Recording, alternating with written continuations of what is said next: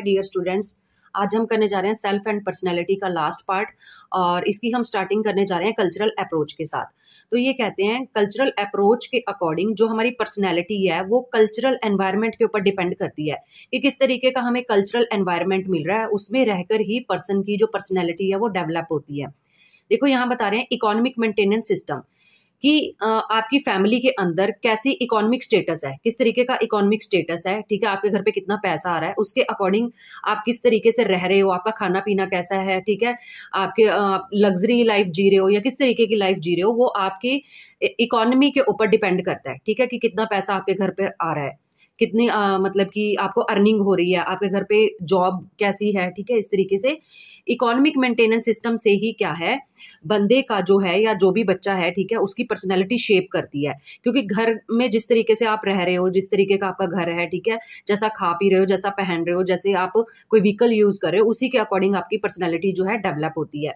इसके अलावा क्या है, हैबिट ऑन हैबिटेट्स। अब क्या है कि जिस तरीके के कल्चर के अंदर हम रह रहे हैं, जैसे वहां पे फ्लोरा और फाउना है, जैसे वहां पे आपके फ्लावर्स हैं या जीव जंतु है, जिस टाइप के जीव जंतु रह रहे हैं वैसी हमारी पर्सनैलिटी बन जाती है। फॉर एग्जाम्पल, अगर हम सी के नियर बाय रह रहे हैं तो हमारा एनवायरनमेंट कैसा है कि हमको सी फूड जो है वही खाने को ज्यादा मिलेगा। अगर हम हिली एरिया में रह रहे हैं तो वहां का एनवायरनमेंट के अंदर जिस तरीके की सब्जियां हैं या जिस तरीके का वेदर है उसी के अकॉर्डिंग हम रहते हैं, तो उसी के अकॉर्डिंग हमारी पर्सनैलिटी शेप कर जाती है।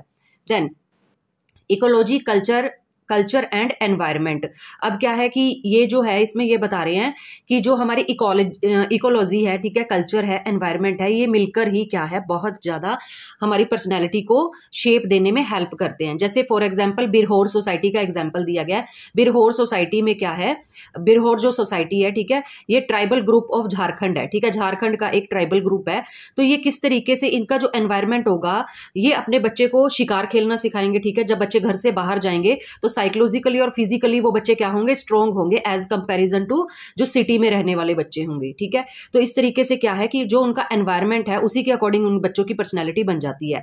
फिर इसके जो अपोजिट दे रखा है वो है एग्रीकल्चरल सोसाइटी। एग्रीकल्चरल सोसाइटी के अंदर क्या होता है, जैसे कि हम मेन स्ट्रीम के अंदर रह रहे हैं, ठीक है, तो यहाँ पे क्या है कि मोस्टली जो पीपल है वो एग्रीकल्चर के ऊपर डिपेंड है, ठीक है। तो 6 मंथ के बाद जैसे ही इनकम आती है, हार्वेस्टिंग होती है, ठीक है, तो उसी के अकॉर्डिंग फिर पैसा आता है और फिर क्या है, घर में जो है जिन भी चीजों की कमी होती है वो सारी चीजें पूरी करना, ठीक है। और इसमें क्या है कि एक तरह से ये जो है, ये तो एक तरह से रूरल सोसाइटी का एग्जांपल आप ले सकते हो या आप सिटी का एग्जांपल ले सकते हो, ठीक है, कि किस तरीके से जो डेवलप पीपल होते हैं, ठीक है, कि वो अपने बच्चों को क्या है टेक्नोलॉजी, जो ये वाले होंगे, ठीक है, जो शहरों में रहने वाले बच्चे होंगे वो टेक्नोलॉजी के ऊपर ज्यादा डिपेंड होते हैं, ठीक है। तो और जो ये वाले होंगे, बिरहोर सोसाइटी का इन्होंने एग्जाम्पल दिया, जैसे ट्राइबल पीपल है, तो इनके अंदर जो है सोशल स्किल ज्यादा होगी। सोशल स्किल मतलब कि सोसाइटी में एक दूसरे से बना के ज्यादा रखेंगे, ठीक है, क्योंकि इनके पास टेक्नोलॉजी नहीं अभी आई है, इनके पास टेक्नोलॉजी आ चुकी है, तो ये टोटली क्या है टेक्नोलॉजी के ऊपर डिपेंड हो जाते हैं, ठीक है। ज्यादा किसी से मिलजुल के रहने की इनको जरूरत नहीं है। इनको जो भी एग्रीकल्चर के अंदर काम करना है वो जस्ट ये मशीन्स यूज करेंगे और इनका काम हो जाएगा। बट इनके पास टेक्नोलॉजी नहीं पहुंची है, तो ये क्या करते हैं, ये लोग क्या है हंटिंग का काम कर रहे हैं, ठीक है, शिकार खेलने जाते हैं या फिर फूड गैदरर होंगे जो क्या फूड को कलेक्ट करेंगे जगह जगह जाके, जंगल में जाके, ठीक है। तो इस तरीके से क्या है इनकी जो स्किल होंगी वो डिफरेंट होगी और इनकी जो स्किल है वो टोटली डिफरेंट होंगी। तो क्या है कंपैरिजन देखने को मिलता है कि जैसे कल्चर के अंदर हम रहते हैं उसी के अकॉर्डिंग जो है हमारी पर्सनैलिटी बन जाती है। देन इसके बाद आ जाता है आपको ह्यूमनिस्टिक अप्रोच। ह्यूमनिस्टिक अप्रोच के अंदर आपको बताया गया है, ये जो अप्रोच है आपको कार्ल रोजर्स ने दी है, ठीक है। ये क्या कहते हैं कि जो ह्यूमन बीइंग है वो फुली फंक्शनिंग पर्सन होता है, कि बंदे का एक काम खत्म होता है उसके बाद दूसरा तैयार है, दूसरा खत्म हुआ तीसरा तैयार है, तो बंदा कंटिन्यू क्या है, फुली फंक्शनिंग है, लगातार पर्सन काम करता रहता है, ठीक है, अकॉर्डिंग टू हिज और हर कैपेबिलिटी, ठीक है। जैसे जैसे जितनी उसके अंदर कैपेबिलिटी है वो अपनी फुल कैपेबिलिटी उस चीज के ऊपर लगा देता है कि वो अपना 100% दे उस काम के अंदर, ठीक है। और गोल डायरेक्टेड बिहेवियर रखता है हमेशा लाइफ के अंदर, कोई ना कोई गोल जैसे सोच लिया कि ये गोल है तो इसको पूरा करना है, ये गोल पूरा हो गया तो अगला गोल उसने अपना डायरेक्ट कर लिया। इस तरीके से क्या है गोल बिहेवियर जो डायरेक्टेड बिहेवियर करता है पर्सन। देन आ जाता है सेल्फ एक्चुअलाइजिंग बिहेवियर, और बंदा क्या है लास्ट में अपनी लाइफ के अंदर सेल्फ एक्चुअलाइजेशन करता है कि मैं आज जिस भी स्ट्रीम के ऊपर हूं, जहां पर भी मैं पहुंच चुका हूं, वहां पे मैं सेटिस्फाई हूं अपनी लाइफ से या नहीं, ठीक है। इसको जानने के लिए हम मैस्लो का हायरार्की थोड़ा सा देख लेते हैं। +1 में आपने मैस्लो हायरार्की पढ़ा होगा। ह्यूमन बीइंग क्या है, सबसे पहले अपनी फिजियोलॉजिकल नीड पूरी करता है, मतलब खाना पीना रहने की जगह उसके पास कंप्लीट होनी चाहिए। जब ये नीड उसकी कंप्लीट हो जाती है फिर वो सेफ्टी नीड उसको फील होती है कि इसके बाद मेरी सेफ्टी होनी चाहिए, ठीक है। देन जब सेफ्टी नीड्स पूरी हो जाती है तब उसको ये होता है कि बिलोंगिंगनेस, मेरे रिलेटिव्स होने चाहिए, रिश्तेदार होने चाहिए। देन है एस्टीम, फिर उसको ये होता है कि मेरी सेल्फ रिस्पेक्ट होनी चाहिए सोसाइटी के अंदर, ठीक है। देन सेल्फ रिस्पेक्ट आने के बाद उसको ये होता है सेल्फ एक्चुअलाइजेशन करता है, जब वो सारे के सारे ये मतलब जो स्टेप है पूरे कर रहता है, लास्ट में वो देखता है कि मैं अपनी लाइफ के अंदर सेटिस्फाई हूँ या नहीं हूँ, ठीक है। तो इस तरीके से क्या है, अपनी फुल पोटेंशियल लगा देता है वो सेल्फ एक्चुअलाइजेशन पे पहुंचते पहुंचते अपनी लाइफ के अंदर। तो इस तरीके से क्या है, सेल्फ एक्चुअलाइजेशन बिहेवियर करता है बंदा। देन इसमें क्या है, ह्यूमन बीइंग जो है वो अपने अंदर एक आइडियल सेल्फ देखता है और एक रियल सेल्फ कॉन्सेप्ट भी देखता है। रियल सेल्फ का मतलब है कि अभी जो वो पर्सन है, ठीक है, आइडियल सेल्फ वो है जैसा वो बनना चाहता है, ठीक है। तो एक पर्सन क्या है, रियल सेल्फ के कॉन्सेप्ट को किसके अंदर चेंज करना चाहता है, आइडियल सेल्फ के अंदर चेंज करना चाहता है। फिर उसके बाद क्या है, कार्ल रोजर्स ने जो है क्लाइंट सेंटर्ड थेरेपी दी है कि क्लाइंट को खुद बोलने देना चाहिए, ठीक है, हमें ज्यादा इंटरफेयर नहीं करना चाहिए, कि क्लाइंट क्या चाहता है उसको बोलने दो, ठीक है, और उसको अनकंडीशनल पॉजिटिव रिगार्ड दो, ठीक है। जो भी आपका क्लाइंट है या सब्जेक्ट है जो भी आपके पास आया है, ठीक है, साइकोलॉजिस्ट के पास या साइकेट्रिस्ट के पास, उसको क्या है, अनकंडीशनल पॉजिटिव रिगार्ड देना चाहिए अपने पेशेंट को, ठीक है। तो इस तरीके से जो है कार्ल रोजर्स ने क्या बताया, ह्यूमनिस्टिक अप्रोच दिया है कि पर्सन जो है फुली फंक्शनिंग होता है, ठीक है, उसके अकॉर्डिंग वो काम करता रहता है, गोल्स अपने लाइफ के बनाता रहता है और उसी के अकॉर्डिंग उसकी पर्सनैलिटी शेप अप हो जाती है, ठीक है। देन इसके बाद जो है हम कुछ टेस्ट जो है वो देखते हैं। नेक्स्ट आपका जो टॉपिक बनता है वो है assessment of personality. Assessment of personality में कुछ डायरेक्ट मेथड होते हैं, ठीक है, और कुछ इनडायरेक्ट मेथड होते हैं। डायरेक्ट मेथड में सबसे पहले हम देख रहे हैं self report measure. Self report measure के अंदर क्या है, इसके अंदर क्या है कि हम जो भी क्लाइंट हमारे पास आता है या सब्जेक्ट हमारे पास आता है, ठीक है, अपनी प्रॉब्लम लेकर, हम उसको क्या करते हैं, let the subject speak about himself और हर सेल्फ, ठीक है। हम उसको बोलते हैं कि आप बोलो कि आपको अपने अंदर क्या तकलीफ दिखाई दे रही है, आपको क्या क्या प्रॉब्लम्स आ रही हैं। अगर आपकी ये प्रॉब्लम ना आती, ठीक है, ये प्रॉब्लम अगर आपको ना होती तो आज आप किस स्टेज पर होते। तो इस तरीके से क्या सेल्फ रिपोर्ट मेजर किया जाता है कि आपका पेशेंट क्या बताना चाहता है, उसी को सुना जाता है, ठीक है। तो ये जो सेल्फ रिपोर्ट मेजर है ये किसने आपको दिया है, एलपोर्ट ने दिया है, ALLPORT एलपोर्ट ने, ठीक है। देन अब इसके अंदर जो सेल्फ रिपोर्ट मेजर है ना, इसके अंदर प्रॉब्लम्स भी आती हैं, ये बिल्कुल सही नहीं है। अगर हमने किसी की पर्सनैलिटी देखनी है तो प्रॉब्लम्स क्या आती हैं इसके अंदर, सोशल डिजायरेबल जो पर्सन है, अगर हम उससे कोई क्वेश्चन करते हैं ना तो वो ऐसी बातें बताता है जो समाज में डिजायरेबल हैं, जो सोसाइटी के अंदर एक्सेप्टेड हैं, वो बातें बताता है। जो उसके अंदर खुद की कमियां उनको वो हाइड कर लेता है। तो फिर पर्सनैलिटी हम सही तरीके से जज ही नहीं कर पाएंगे इसके अंदर, ठीक है, पार्शियलिटी हो जाएगी फिर तो इस टेस्ट के अंदर। देन है एक्वेजेंस के अंदर यहाँ पे इन्होंने ये बताया है कि मोस्टली पेशेंट क्या करता है कि अगर हम उसको कह दें कि कोई भी पॉजिटिव साइड से अगर हम क्वेश्चन पूछ के कह दें कि हाँ ये ठीक है, तो वो हमेशा यस में ही जवाब देगा, ठीक है, कभी नो नहीं बोलेगा, ठीक है। और वो विदाउट नोइंग बैकग्राउंड, और उसकी बैकग्राउंड जाने बिना ही वो यस में आंसर देता जाता है, ठीक है। तो वो नो में आंसर देना पसंद ही नहीं करता। तो इसलिए कई बार जो है बायस्ड हो जाता है test, self report measure test. अब इसके अंदर जो है सेल्फ रिपोर्ट मेजर में आगे 3 टेस्ट आ जाएंगे आपके, ठीक है। सबसे पहला जो आ जाएगा आपको MMPI-2 बोलेंगे इसको, ठीक है। MMPI पहले फर्स्ट वर्जन आया था, अब ये MMPI-2 वर्जन आ चुका है। इसकी फुल फॉर्म क्या है, द मिनेसोटा मल्टीफेसिक पर्सनैलिटी इन्वेंट्री, ठीक है। अब ये जो है आपको MMPI-2 जो है ये किसने बनाई है, हाथवे एंड मैकिनले ने बनाया है, मैकिनले एंड हाथवे ने मिलकर बनाया दोनों ने, ठीक है। इसके अंदर क्या है 567 स्टेटमेंट्स होती हैं, ठीक है, क्वेश्चन दिए होते हैं और उनको ट्रू या फॉल्स में आपने आंसर करना होता है, ठीक है। देन इसके बाद है 10 सब स्केल्स इसके अंदर दिए होते हैं, ठीक है, आगे इसके 10 पार्ट बने हुए हैं, जो कि क्या है आपको डिप्रेशन, मानिया, सिजोफ्रेनिया के बारे में क्या है, इन प्रॉब्लम्स को सॉल्व करने के लिए, ठीक है, भी पर्सनालिटी के अंदर ये प्रॉब्लम्स आ रही हैं तो किस तरीके की हो जाएगी पर्सनालिटी, ठीक है, अगर उनके अंदर ये प्रॉब्लम्स आ रही हैं इनको जज करने के लिए, ठीक है, कि पर्सनालिटी के ऊपर क्या इफेक्ट डालती हैं ये, तो ये वाले टेस्ट यूज किए जाते हैं, ठीक है। जो ये वाला टेस्ट है MMPI, ठीक है, इसको कन्वर्ट किया गया है JMPI के अंदर इंडिया में, ठीक है।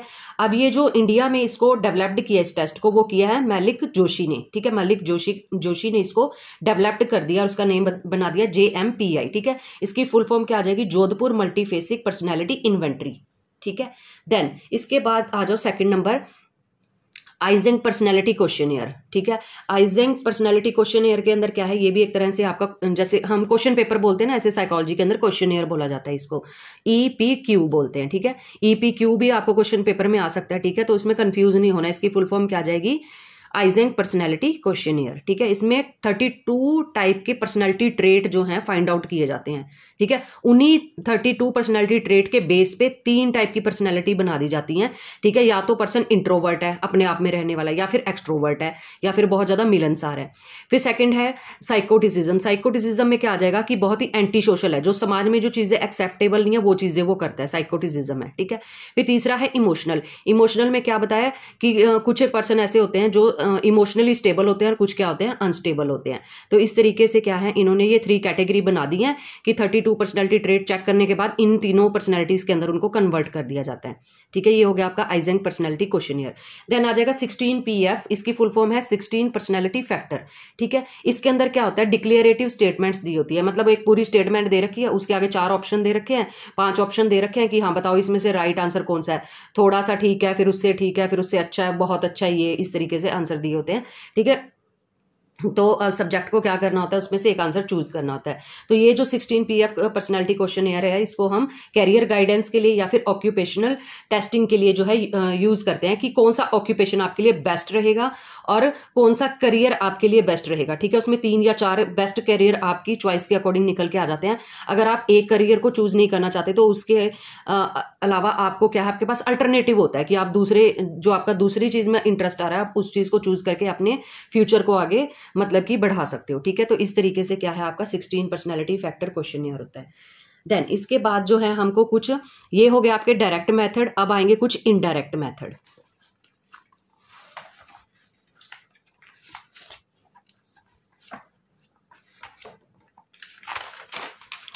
इनडायरेक्ट मेथड्स के अंदर देखो प्रोजेक्टिव टेक्निक्स आ गई। डायरेक्ट मेथड में हमने डायरेक्ट क्वेश्चन किए हैं, किससे, पेशेंट से या सब्जेक्ट से। इनडायरेक्ट मेथड के अंदर हम क्या है, क्वेश्चन नहीं कर रहे, हम जस्ट कुछ ना कुछ उनको मतलब कोई कार्ड्स वगैरह शो करेंगे या कोई स्टोरी सुनाने के लिए बोलेंगे, कुछ भी पिक्चर दिखाएंगे। तो इस तरीके से क्या है, प्रोजेक्टिव टेक्निक्स भी इनको बोला जाता है, ठीक है। तो सबसे पहले आ जाएगा यहाँ पे रोसार्च इंक ब्लॉट टेस्ट, ठीक है। इसकी मैं आपको पिक्चर दिखा देती हूँ। जैसे ये देखो, ये पिक्चर दी हुई है, मान लो कि कोई कागज है, कागज के ऊपर आपने क्या किया, कुछ भी इंक डाल दी है, ठीक है। इंक डालने के बाद आपने उसको फोल्ड कर दिया, फोल्ड करने के बाद जब आप उसको ओपन अप करते हो देन उसके ऊपर कुछ ना कुछ इमेज छप जाती है उस इंक की, ठीक है। तो इसको इंक ब्लॉट टेस्ट बोला जाता है, ठीक है।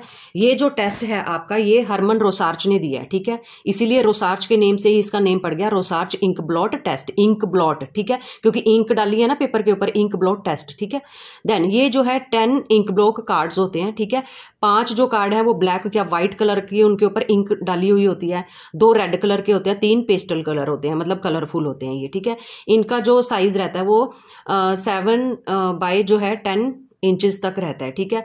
देन इसके अंदर 2 फेसेस होते हैं। पहले फेस के अंदर ये बोला जाता है परफॉर्मेंस प्रॉपर, की हमें ये बताओ कि आपको क्या दिखाई दिया इसके अंदर। जब उसने पेशेंट ने या सब्जेक्ट ने बता दिया कि मुझे ये दिखाई दिया, तो फिर फेज 2 में इंक्वायरी की जाती है कि हाँ कि ये चीज आपको क्यों दिखाई दे रही है, ठीक है। उसके बारे में उससे डीप क्वेश्चनिंग की जाती है। तो इस तरीके से हो गया आपका रोसार्च इंक ब्लॉट टेस्ट। देन आ जाएगा थीमेटिक एपरसेप्शन टेस्ट, TAT, ठीक है। इसके अंदर क्या होता है, थीमेटिक एपरसेप्शन टेस्ट जो है आपको मॉर्गन एंड मोर्रे ने दी है, ठीक है। इसमें 30 कार्ड्स होते हैं, ठीक है। और ये 30 कार्ड्स जो हैं ब्लैक या फिर व्हाइट कलर के होते हैं। 30 में से नियर बाय 20 के नियर बाय हम सब्जेक्ट को शो कर देते हैं, ठीक है। सब्जेक्ट को शो करने के बाद हम उसको कहते हैं कि अब इन कार्ड्स को माइंड में रखते हुए आपने एक स्टोरी क्रिएट करनी है, ठीक है। अब ये मॉर्गन और मोर्रे ने जो दिया, ये तो एक तरह से वेस्टर्न हो गया, ठीक है, बट इंडिया के अंदर इसी टेस्ट को आगे डेवलप कर दिया उमा चौधरी ने, ठीक है। उन्होंने थीमेटिक एपरसेप्शन टेस्ट जो है इंडियन लोगों के लिए इंडियन वर्जन दे दिया है कि इन्होंने उमा चौधरी ने। देन उसके बाद आ जाता है आपको रोजनविंग पिक्चर फ्रस्ट्रेशन स्टडी, ठीक है। फ्रस्ट्रेशन स्टडी, अगर हमने किसी का फ्रस्ट्रेशन चेक करना है, ठीक है, तो उसमें हम क्या करते हैं, कह रहे ये वाला जो टेस्ट है देखो, रोजनविग ने बनाया फ्रस्ट्रेशन स्टडी टेस्ट, ठीक है। इसको इंडिया में किसने बनाया, पारिक हैज एडप्टेड फॉर इंडियंस, ठीक है। इसने मतलब जो पारीक है उन्होंने इसको इंडियन वर्जन के अंदर कन्वर्ट किया है। इसमें क्या कार्टून पिक्चर दिखाई जाती है, 2 पीपल्स जो है दिखाई जाते हैं कि 2 पर्सन है, ठीक है। Tell how the other person, इसमें एक पर्सन जो है बहुत ही ज्यादा बुरे तरीके से रिएक्ट कर रहा है, मान लो कि इसको मार रहा है ये, ठीक है, इसको मार रहा है, ठीक है। तो अब ये वाला जो पर्सन है इसको रिएक्ट कैसे करेगा, ठीक है। अब इसके अंदर फ्रस्ट्रेशन भर गई है, ठीक है। अब ये क्या करेगा, ये अपनी फ्रस्ट्रेशन इसके ऊपर कैसे निकालेगा, बताओ ये कैसे निकालेगा, ठीक है। तो इस तरीके से जो है कार्टून जो है अब इसको रिस्पोंड कैसे करेगा बताओ, ठीक है। तो इस तरीके से क्या है फ्रस्ट्रेशन टेस्ट चेक किया जाता है एक पर्सन को कितने लेवल तक जो है फ्रस्ट्रेशन हो सकता है। फिर आ जाएगा सेंटेंस कंप्लीशन टेस्ट। इसके अंदर क्या होता है कि जो स्टार्टिंग में कुछ वर्ड्स जो है हम डाल के दे देते हैं, ठीक है, देन उसके बाद खाली जगह छोड़ दी जाती है, ठीक है। इससे क्या होता है कि जो पेशेंट है या जो सब्जेक्ट है वो अपनी पूरी की पूरी इंक्वायरी जो है वो फिलअप कर देता है और हमारे पास सारी इंफॉर्मेशन पहुंच जाती है, ठीक है। तो सेंटेंस कंप्लीशन टेस्ट होता है। फिर है draw a person. Draw a person के अंदर क्या होता है कि एक पर्सन ड्रॉ करने के लिए बोला जाता है, फिर उसको बोला जाता है कि इसके अपोजिट जेंडर का जो पर्सन है उसको ड्रॉ करो, ठीक है। और फिर उसको बोला जाता है कि अब एक स्टोरी क्रिएट करके बताओ, ठीक है। तो पेशेंट क्या करता है, एक स्टोरी क्रिएट करके बताता है। तो इस तरीके से क्या है, हम ये सारे के सारे जो टेस्ट है वो यूज कर सकते हैं, ठीक है, पर्सनैलिटी को चेक करने के लिए। देन आ जाता है आपका बिहेवियरल एनालिसिस। बिहेवियर को अगर हमने एनालिसिस करना है, ठीक है, तो हम बहुत ही इजी से ये जो आपको टेक्निक्स बता देते हैं, जैसे कि इंटरव्यू यूज कर सकते हैं, ऑब्जर्वेशन है इसमें। देखो इंटरव्यू के अंदर क्या है, इंटरव्यू दो टाइप के होते हैं, एक होते हैं स्ट्रक्चर्ड, दूसरे होते हैं अनस्ट्रक्चर्ड। जो स्ट्रक्चर होते हैं वो कौन से होते हैं, उसमें पहले से हम प्रिपेयर होके जाते हैं, प्री प्रिपेयर होते हैं पहले से ही, ठीक है। और जो अनस्ट्रक्चर होते हैं ना, उसके अंदर हम प्रिपेयर होकर नहीं जाते, ऑन द स्पॉट हम क्वेश्चन क्रिएट कर लेते हैं, बात के अंदर ही कोई ना कोई बात ढूंढ लेते हैं और आगे बात कंटिन्यू कर देते हैं, ठीक है। तो स्ट्रक्चर और अनस्ट्रक्चर दो टाइप के इंटरव्यू जो है हम यूज कर सकते हैं इंटरव्यू में, ठीक है। बिहेवियर को जानना है हमने किसी पर्सन की, ठीक है। देन है बोथ आर टाइम कंज्यूमिंग। दोनों के दोनों क्या है, टाइम बहुत ज्यादा खाते हैं, ठीक है। और इसमें एक एक्सपर्ट की जरूरत होती है, कई बार एक्सपर्ट नहीं होता है, तो क्या है मतलब कि ज्यादा फायदेमंद नहीं रहता है फिर इंटरव्यू जो बिहेवियर एनालिसिस है आपका। देन आ जाएगा ऑब्जर्वेशन। ऑब्जर्वेशन में भी क्या है, एक ट्रेंड जो है ऑब्जर्वर चाहिए होता है कि जो पूरा मतलब कि जिसको पूरी नॉलेज हो इस चीज के बारे में, ठीक है। कई बार क्या होता है कि हमने किसी पर्सन को ऑब्जर्व करना है और इधर कोई स्ट्रेंजर बैठा है, ठीक है, कि हमें पता है कि कोई बंदा हमें नोटिस कर रहा है, कोई बंदा हमें देख रहा है, ठीक है। तो हम क्या है कि हम अपना सही बिहेवियर नहीं शो करते, ठीक है। अब कोई बच्चा मान लो कि उसको चोरी करने का मन है, तो वो चोरी क्यों करेगा, जब उसको पता है कि सामने कोई देख रहा है। या कोई बच्चा बहुत ही गलत हरकतें करता है या अब्यूजिंग करता है, जब उसको पता है कि कोई अननोन पर्सन आज मुझे देख रहा है, तो वो सही बिहेवियर वहां पे शो नहीं करेगा। तो ऑब्जर्वेशन जो है वो भी कई बार क्या है मतलब कि हम रिलायबल नहीं होती है, कई बार बायस्ड हो जाती है, ठीक है। Presence of stranger as an observer में कंटामिनेट द रिजल्ट, ठीक है, जिससे कि जो आपका रिजल्ट है वो कहीं ना कहीं इफेक्ट हो जाता है, ठीक है। सही रिजल्ट आएगा ही नहीं क्योंकि वो सही बिहेव ही नहीं करेगा इस पर्सन के सामने। देन आ जाएगा नॉमिनेशन। नॉमिनेशन में क्या होता है कि पीयर असेसमेंट करवाई जाती है, ठीक है। Choose any one person to tell the qualities why you choose it. अब जैसे कि क्या है, सपोज एक क्लास है, क्लास के अंदर की अगर मैं कहूं कि बताओ कि आप में से क्लास लीडर को चुनना है, कि आप किसको चुनोगे, तो सारे क्लास के बच्चे जो है मिलकर सोचते हैं कि ये बच्चा इंटेलिजेंट है, ठीक है, सबका कहना भी मानता है, ज्यादा मतलब इसका नेचर भी अच्छा है। तो इस तरीके से क्या है, अपने अंदर से वो एक बच्चा चूज करके बता देते हैं कि ए को चूज कर लो, इसको क्लास मॉनिटर बना देते हैं हम लोग, ठीक है। फिर इनसे ये भी पूछा जाता है कि आपने इसको चूज क्यों किया, नॉमिनेशन करवाया जाता है, ठीक है। तो इस तरीके से क्या है, हमको उसकी पर्सनैलिटी के बारे में पता चल जाता है कि इस बच्चे के अंदर इतने सारे गुण हैं। जब क्लास के सारे बच्चे बताएंगे, एक एक बच्चा बताएगा उठ के कि इसमें ये क्वालिटी है, इसमें ये क्वालिटी है, इसमें ये क्वालिटी है, तो इस बच्चे की पूरी इन्फॉर्मेशन पहुंच जाएगी हमारे पास। देन आ जाएगा आपको बिहेवियर रेटिंग। बिहेवियर रेटिंग के अंदर क्या है कि बिहेवियर के लिए रेटिंग दी जाती है, जैसे 1 2 3 4 5, ठीक है, इस तरीके से स्केल है, ठीक है। तो हम क्या है कि हम पूछेंगे कि ये आपको कितना अच्छा लगता है, ठीक है, तो हमने रेटिंग दे दी 3, ठीक है। क्या आपको इसकी कभी कभी कोई बात हर्ट करती है, तो हमने दे दिया 4, ठीक है। इस तरीके से हम रेटिंग देते हैं, बिहेवियर रेटिंग, ठीक है। Taken from people who know the subject. But ये बिहेवियर रेटिंग हम उन्हीं से करवा सकते हैं जो उस बच्चे को जानते हैं या उस पर्सन को जानते हैं, क्योंकि हम जिसको जानते नहीं उसका बिहेवियर हम कैसे रेट कर सकते हैं, नहीं कर पाएंगे, ठीक है। अब इसके बाद बताया है कि रेटर्स डिस्प्ले बायस्ड। इसमें क्या है, जो रेटर्स होते हैं, जो रेट्स देने वाले होंगे, ठीक है, वो क्या है कई बार बायस्ड हो जाते हैं। बायस्ड कैसे हो गए, अगर हमारे को कोई बच्चा अच्छा लगता है, ठीक है, तो हम उसका पॉजिटिव ही उसके बारे में रेटिंग करेंगे, तो हम उसको 5 नंबर देंगे हर बार, ठीक है। अगर हमें कोई बच्चा अच्छा नहीं लगता तो हम उसको 1 ही नंबर दे रहे हैं, ठीक है। तो बायस्ड हो जाते हैं कई बार रेटर्स इसमें, ठीक है। दूसरा है हेलो इफेक्ट। हेलो इफेक्ट का मतलब क्या है, ये मोस्ट इंपॉर्टेंट है आपका, ये बहुत ज्यादा रिपीटेड रहता है बोर्ड एग्जाम में। हेलो इफेक्ट क्या होता है, ठीक है, based on only one thing. इसमें क्या है कि अगर हमने सपोज कि कोई बच्चे की हमें एक चीज अच्छी लगी, या हमको जस्ट वो जो बच्चा है, ठीक है, उसकी कोई एक क्वालिटी पसंद है, उस एक क्वालिटी के बेस पे हम उसकी ओवरऑल पर्सनैलिटी जज कर देते हैं, ठीक है, जिसको हेलो इफेक्ट बोला जाता है। एक चीज के बेस पे उसको सारा का सारा जज कर देते हैं कि हाँ अगर ये मेरे साथ अच्छा है तो ये हर एक चीज में अच्छा है, ठीक है, तो इसको बोलते हैं हेलो इफेक्ट, ये बायस्ड हो जाता है। ठीक है, फिर है मिडल कैटेगरी बायस। मिडल कैटेगरी बायस का मतलब क्या है, जब हमने किसी को रेटिंग स्केल दे दिया, ठीक है, जब हमको पता ही नहीं कि सामने वाला, हम ज्यादा उसको ना तो अच्छा दिखाना चाहते हैं ना बुरा दिखाना चाहते हैं, तो मोस्टली हम क्या करते हैं, बीच वाला आंसर चूज कर लेते हैं, ना तो उसको ज्यादा अच्छा दिखाओ ना ज्यादा बुरा दिखाओ, मिडल वाला आंसर चूज कर लो। तो इस तरीके से मोस्टली बच्चे क्या करते हैं, चूज मिडल आंसर को जो है चूज करते हैं, किसमें, बिहेवियर रेटिंग के अंदर, जो भी बायस्ड हो जाता है। ठीक है, देन इसके बाद आ जाता है आपको सिचुएशनल टास्क। सिचुएशनल टास्क क्या होता है, ऑन द स्पॉट सिचुएशन के ऊपर टास्क दिया जाता है। ठीक है, situational stress test a person to perform a given task with the other person being non cooperative just interfere. जैसे कि मान लो कि एक बच्चा है, ठीक है, अब ये एक बच्चा क्या कर रहा है, ये अपना कोई मतलब कि काम कर रहा है, सपोज कि ये अपना कोई भी काम कर रहा है, ये अपनी जो है मान लो कि बुक रीड कर रहा है। ठीक है, अब यहाँ पे क्या है कि ये बच्चा जाके इसको क्या करता है, बार बार इंटरफेयर कर रहा है, कभी इसकी बुक छीन रहा है या इसको कभी कुछ बोल रहा है, कभी कुछ बोल रहा है। ठीक है, तो क्या है, ये सिचुएशन के ऊपर टास्क दिया है, टीचर ने बोला है इसको कि आपने इसको जाके इंटरफेयर करना है। ठीक है, अब यहाँ पे इस पर्सन का जो है, इस बच्चे का स्ट्रेस चेक किया जाता है कि जब आप इसको बार बार इंटरफेयर करोगे तो ठीक है, इसको आपने कोऑपरेट नहीं करना, इसको पढ़ने नहीं देना, आपने नॉन कोऑपरेटिव रहना है। ठीक है, तो यहाँ पे क्या है, इंटरफेरेंस ज्यादा हो जाएगी तो फिर इसका स्ट्रेस लेवल यहाँ पे चेक कर लिया जाएगा। ठीक है, इसको सिचुएशनल टास्क बोला जाता है। ठीक है, situational stress test a person to perform a given task. ठीक है, तो एक तरह से ये क्या है, ऑन द स्पॉट आपका जो स्ट्रेस है वो चेक किया जाता है।